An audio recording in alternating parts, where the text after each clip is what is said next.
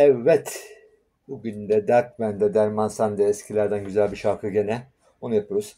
Dostlar tapları yazacağız da. Şimdi şöyle bir şey var. Ben hazırladım şöyle. Benim tap sisteminde problem var. Üçlemeleri yazamıyorum. Yani üçleme dediğimiz şöyle bir şey. Diğerleri böyle. Şimdi iyi bilen arkadaşlar izleyebilir. Hani onları şey yapıyorum. Hani siz de öğrenin. Şimdi tap sistem programının orijinal böyle olması gerekiyor. Ta ta ta ta ta ta ta ta ta diye. Onu bunu yazamadığım için, tam üçleme yapamadığım için böyle iki çeyrek bir yarım olarak yazdım. Bu bilgiyi de belirteyim baştan.